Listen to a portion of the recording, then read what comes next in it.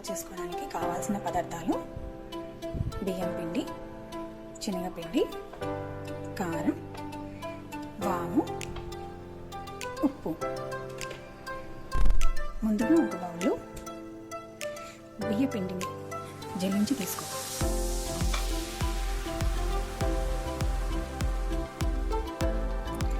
నేను ఇక్కడ 2 కప్పుల బియ్య పిండిని తీసుకుంటున్నాను.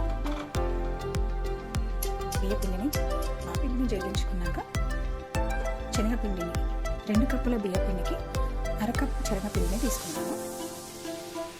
ఇలా శనగపిండిని కూడా జల్లించుకోవాలి. 1/2 టేబుల్ స్పూన్ కారం, 1/2 టేబుల్ స్పూన్ వాము, 1/2 టేబుల్ స్పూన్ ఉప్పును వేసి పిండిని మొత్తం ఇలా కలుపుకోవాలి. 1.5 table spoon of melted ghee add చేసుకోవాలండి.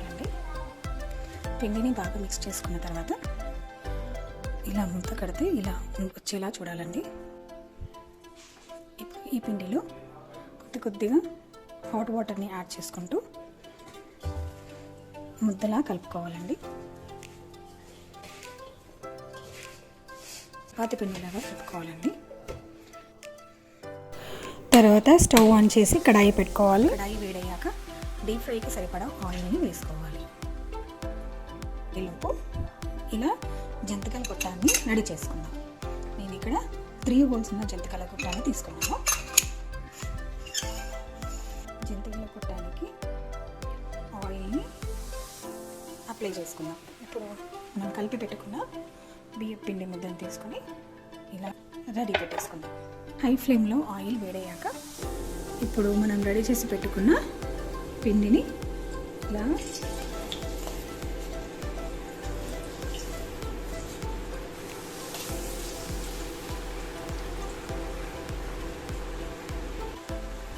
ఇలా వెంటనే ఫ్లిప్ చేయొద్దండి. ఫ్లిప్ చేస్తే విరిగిపోతాయి. ఆయిల్లో అవి పైకి తేలుతున్నప్పుడు ఫ్లిప్ చేసుకొని ఇంకో సైడ్ కూడా కాల్చుకోవాలి. ఇలా జంతికలు పైకి తేలాక రెండవ సైడ్ కూడా ఫ్లిప్ చేసుకొని గోల్డెన్ కలర్ వచ్చేంత వరకు కాల్చుకోవాలి.